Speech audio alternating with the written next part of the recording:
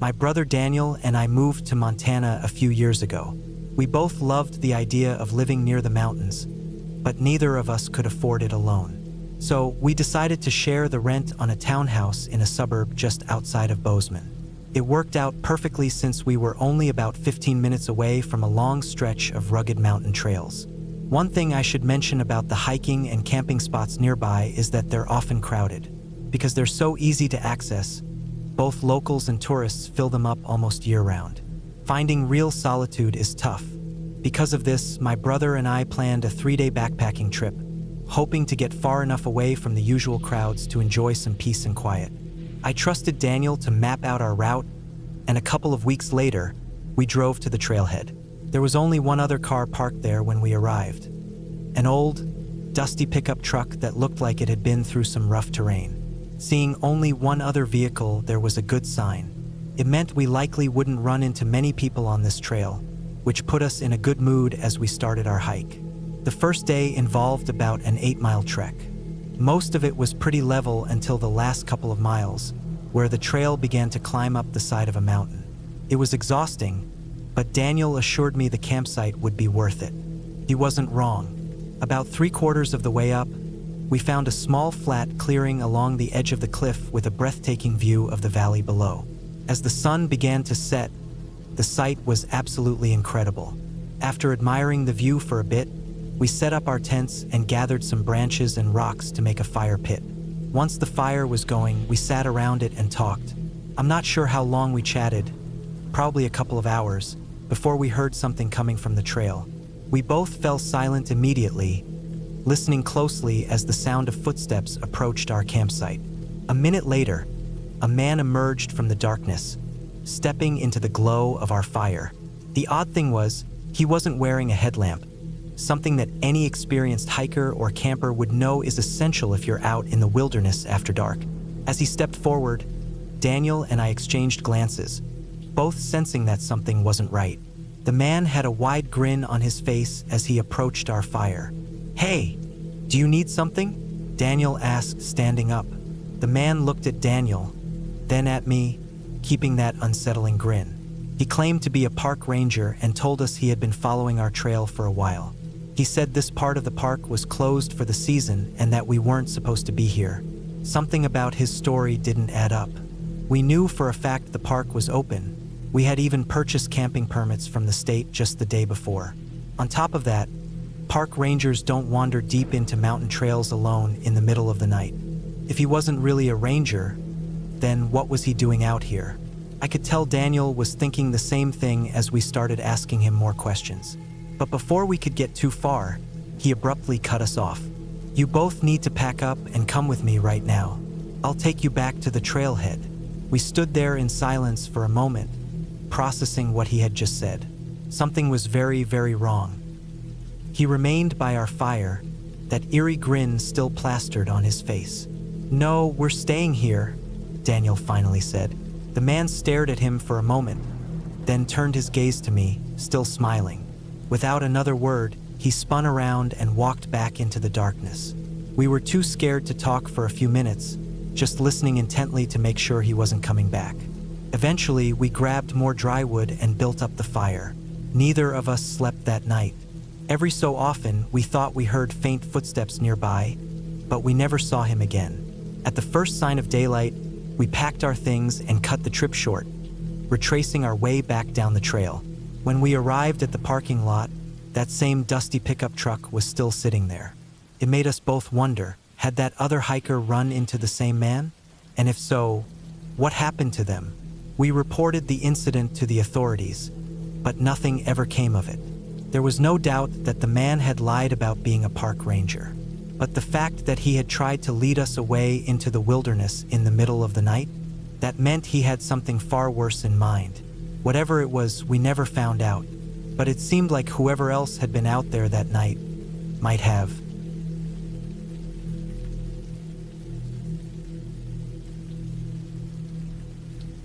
This happened a few years ago at the start of December.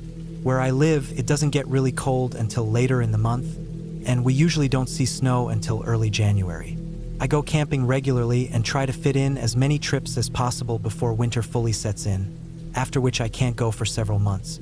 I took some time off work for the first weekend of December so I could go on one last camping trip before the season changed. I picked a spot about an hour north of my town. I knew it would be a bit colder up there, but I didn't think it would be a big difference. Besides, I had camping gear rated for low temperatures. I set out in the morning and got to the trailhead a couple of hours after sunrise. There were 2 other cars parked there. One was a normal-looking minivan, and the other was a truck covered in mud and scratches, like it had been off-roading. I parked my car and started down the trail. The air was crisp, so I put on my jacket and hat. A short while in, I passed an older man and a kid who looked like they had camped overnight. That explained one of the vehicles. When I reached the campsite, I expected to find at least one other person or group, but it was empty. Just a flat grassy area beside a small pond with no tents or people in sight. I set up my tent near the trees. For a while, I spent time writing in my journal, but as the hours passed, the temperature dropped. I got up and started a fire to keep warm. Not long after, another person arrived. It was a man, probably in his 40s, dressed in a thick coat with a cloth covering his face. He carried a small backpack, but when he walked past me to the other side of the campsite, I noticed it looked flat, like there was hardly anything inside. He sat down and leaned against a tree. At first, I figured he was waiting for a friend who was behind him on the trail, but time passed, probably around 45 minutes, and no one else showed up. He also hadn't moved. He just sat there, staring at the pond. I wasn't sure if I should feel bad for him or if I should be on edge. Then, suddenly, he stood up and walked toward me. He stopped at the other side of my fire, smiling at me across the flames. "Hope you don't mind if I warm up here," he said. "It's colder than I thought it'd be." I told him it was fine, trying to be polite even though I felt uneasy. There was something off about his smile. It didn't match the rest of his face. His eyes looked exhausted and lifeless, which made his grin seem unnatural. "Do you have a tent? It's only going to get colder tonight," I asked. He shook his head but didn't seem bothered at all. That same eerie smile stayed on his face. For the next 10 minutes, we sat in silence. By then, I had already decided I wasn't going to stay the night, but packing up right in front of him felt risky. The sun was almost down, though, so if I wanted to leave, I had to do it soon. I stood up and walked to my tent, pulling out my sleeping bag and rolling it up. The whole time, I could feel his eyes on me. When I turned around, he was still staring, that same unsettling smile frozen on his face. Then, without a word, he got up, kept looking at me, and walked back toward the tree he had been sitting against earlier. But instead of stopping there, he continued past it and disappeared into the woods. I stood still, listening, but heard nothing. The forest was silent. I had no idea what was going on, but I was sure he would be back. I quickly packed the rest of my things, leaving the campfire burning so that if he was watching, maybe he'd think I was still there. The next 2 hours were some of the most unnerving of my life. Walking alone in the freezing dark, constantly glancing over my shoulder, just waiting to hear footsteps behind me. But I made it back to my car safely. As I drove away, I glanced at the trailhead. The old truck was gone. If that wasn't his vehicle, then I had no clue how he got there. Either way, I'm convinced that if I had stayed, something bad would have happened. Maybe he had left to retrieve something before coming back. Or maybe he wanted me to think he had gone, so I'd let my guard down and stay the night. I'll probably never know what he was planning. But whatever it was, I'm certain I don't want to find out.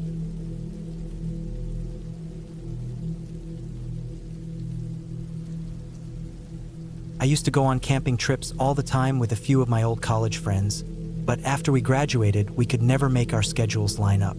Everyone had different commitments, so I eventually just started going alone. There was a particular campsite we used to visit often, so I decided to stick with what I knew and went back to that same spot. It was a bit out of the way and not the easiest place to reach, but that's exactly why I liked it.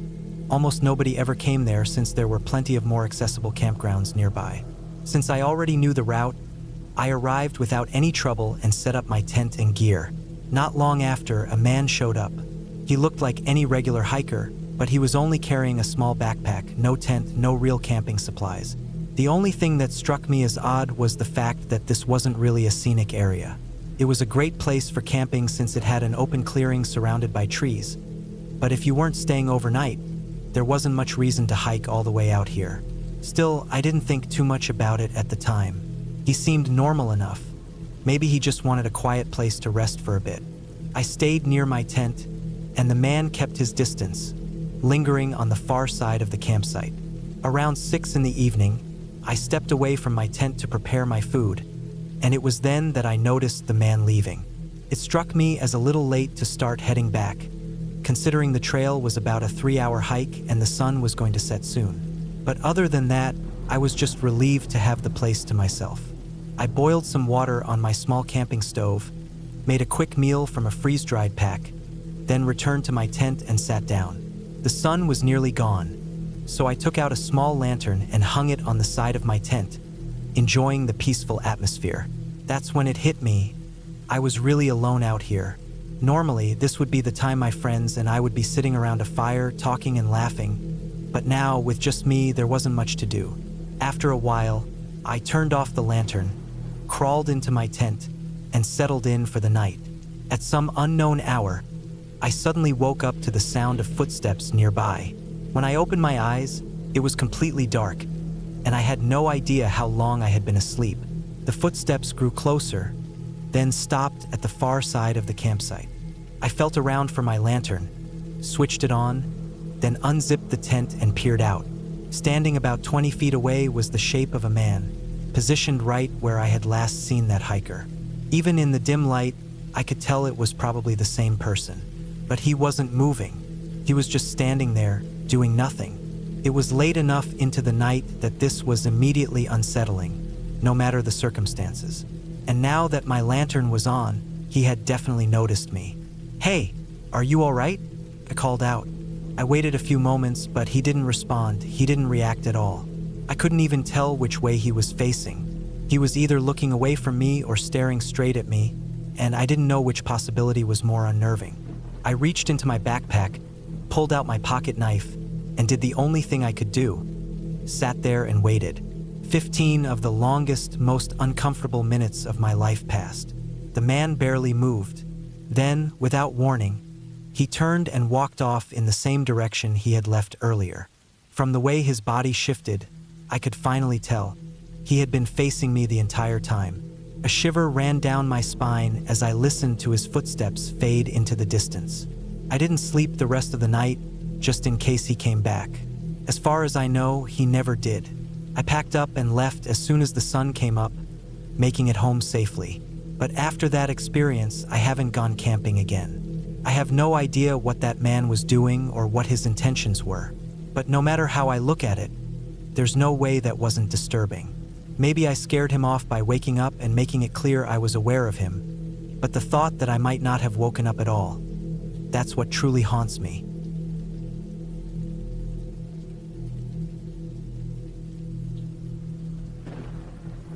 One evening, I was camping deep in the wilderness not too far from where I lived. I wasn't much of a hiker, so I never went on trails longer than a mile or so. The one I was on was just over a mile from my campsite to the main trailhead where my car was parked. I had been spending the weekend out there by a small lake and had planned to stay another couple of nights.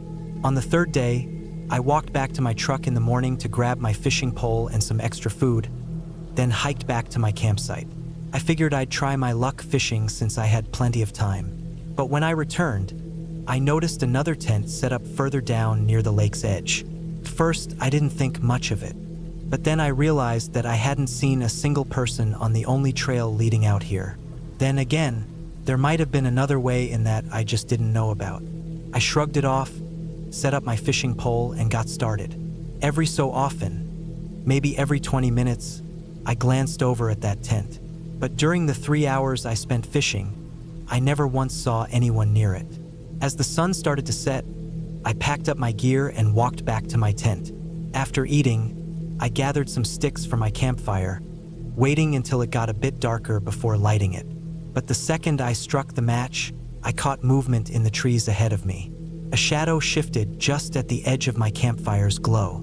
They were far enough away that I couldn't make out anything beyond that brief glimpse before the darkness swallowed them again. I figured it had to be the person from that other tent, maybe gathering wood for their own fire. It was strange how they were right outside my camp the moment I lit mine, but I told myself not to overthink it. I leaned back in my chair, watching the fire, the stars, and the lake. The atmosphere was so peaceful, I nearly drifted off to sleep. But about 30 minutes later, I glanced past the fire and saw figures emerging from the woods. At first, I thought it was just one or two people, but as they got closer, I counted 4 men approaching my campsite. My mind raced, but I forced myself to stay calm, hoping they were just campers looking for help. When they stepped into the firelight, I could see they were all in their 30s or 40s, their faces completely unreadable. They kept walking straight toward me, only a few feet away now. I quickly stood up, nerves on edge, and asked what they needed. None of them answered. 2 of them walked right past me and went straight for my tent while the other 2 shoved me aside. At that moment, I knew exactly what was happening, but I also knew that fighting back would only make things worse. I watched as the 2 men rifled through my belongings, while the other 2 kept pushing me further away from my camp. I tried to say anything that might make them stop, but their eyes were hollow, like they didn't care about a single word coming out of my mouth. I kept telling myself to stay calm, to let them take whatever they wanted. But they didn't stop at stealing. The 2 men kept forcing me away from the campsite, deeper into the forest. Step by step, we moved further from the light of the fire, further from my only chance of escape. After about a minute, I could barely see anything. The only sound was our footsteps crunching over the forest floor. Then they stopped. I turned to face them, and standing in the complete darkness of the trees, every bit of fear I had been trying to hold back hit me at once. One of them reached for something, I didn't know what, and I bolted. I ran as fast as I could, my heart hammering in my chest. The only thing I could hear was my own frantic footsteps as I tore through the underbrush. I still had a rough idea of where the trail was, so I sprinted in that direction. When I reached it, I didn't stop. I ran all the way to my truck, not once looking back. From what I could tell, no one was chasing me. I reported everything to the police, but in the end, almost all my gear was gone, and there was no evidence left behind to track down who they were. As for what they were planning to do to me out there in the woods, I don't even want to think about it. I was unbelievably lucky to get away with my life.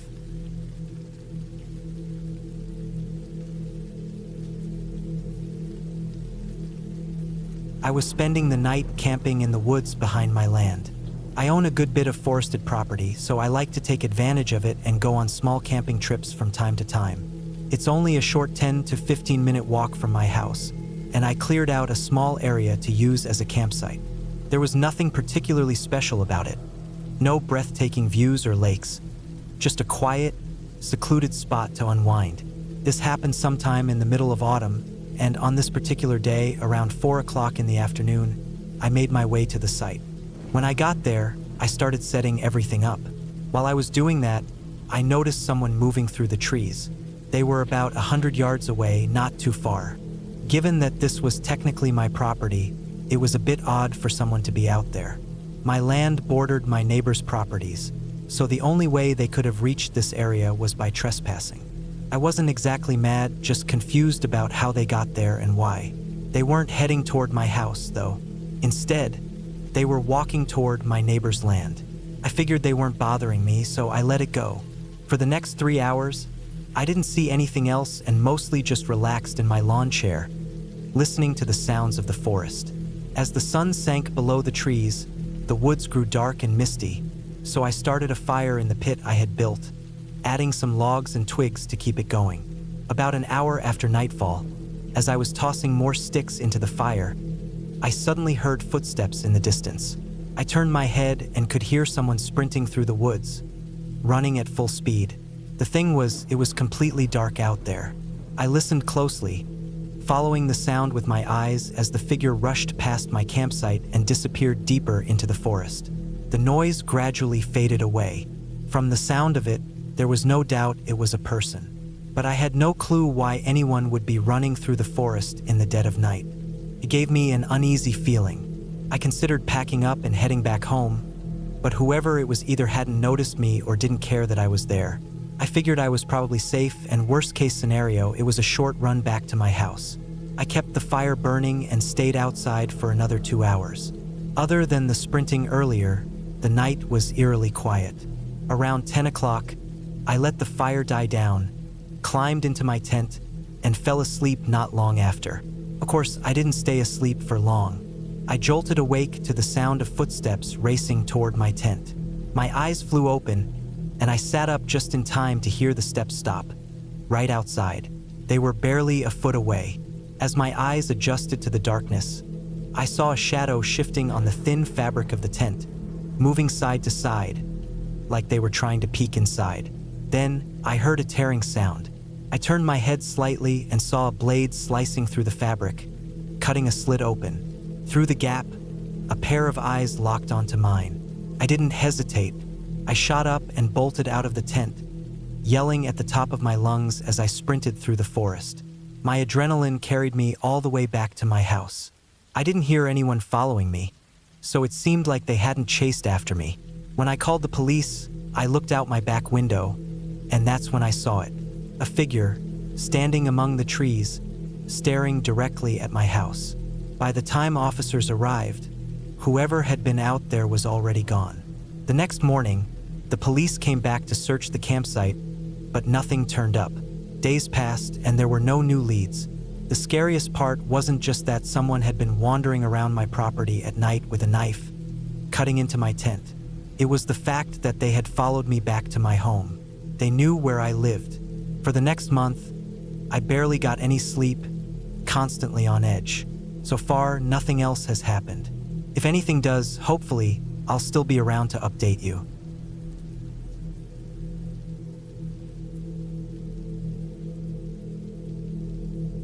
Back in 2016, I lived in a small, tight-knit town surrounded by dense, flat woodlands. There wasn't much to do except go hiking or camping.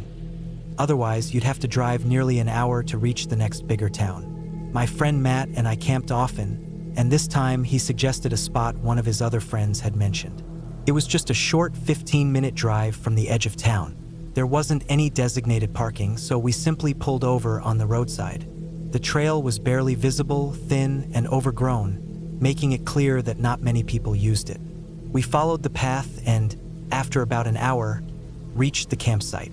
Supposedly, there was supposed to be a great view of a lake, but either his friend had been joking or the place had changed over time because there was no lake, just a murky, overgrown swamp. The water was a dark green, and it looked like it might have been beautiful years ago.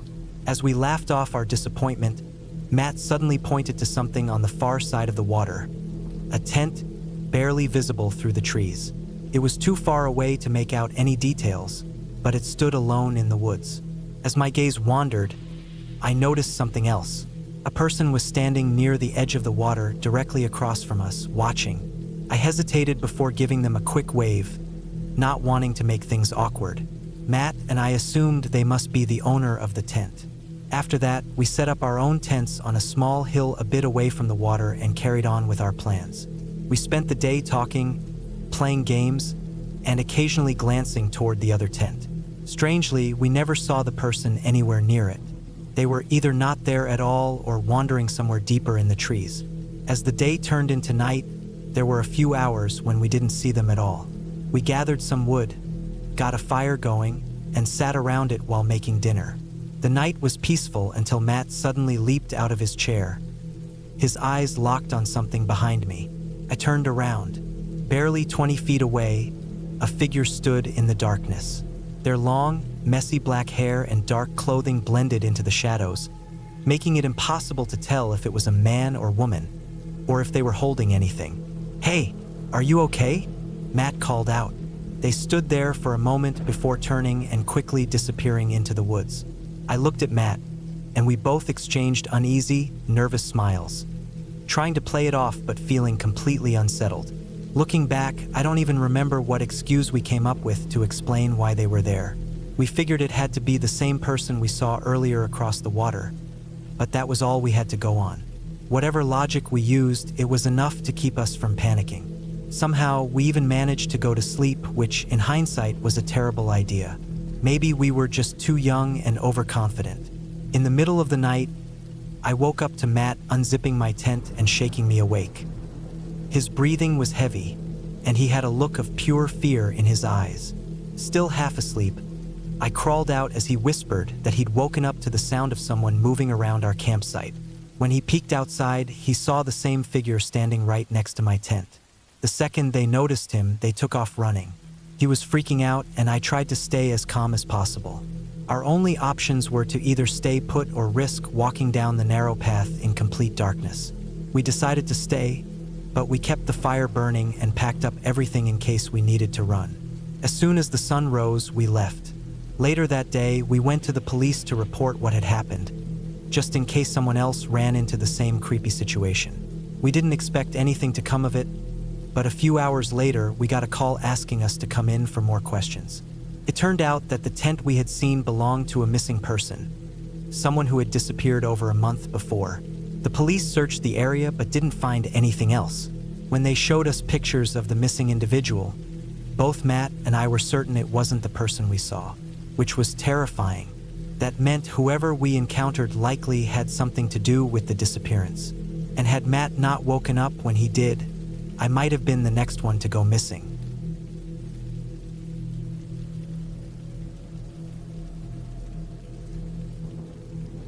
Not long ago, a massive data breach occurred, affecting 2.7 billion individuals.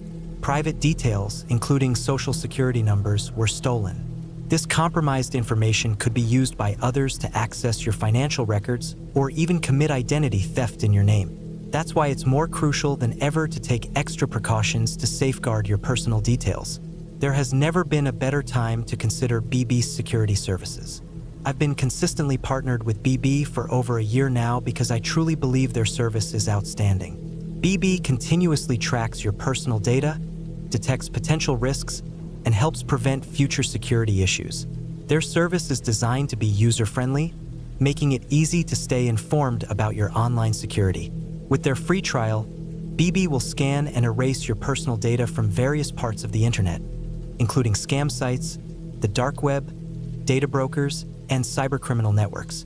After this initial scan, BB will continue to monitor your data, alerting you immediately if any concerns arise so they can be addressed quickly. When I first signed up, BB immediately found dozens of websites that had my personal information, including my full name and home address. Within minutes, BB worked to remove it. In times like these, with frequent data leaks and online fraud, having peace of mind knowing BB is protecting your information is invaluable. By visiting bb.com/secure or scanning the QR code, you can start a completely free 14-day trial. This allows you to check if your private details have been exposed, remove them from major databases, and monitor your identity securely. I highly recommend taking advantage of this opportunity to find out if your information has been compromised and ensure it remains protected. Thanks again to BB for sponsoring this segment.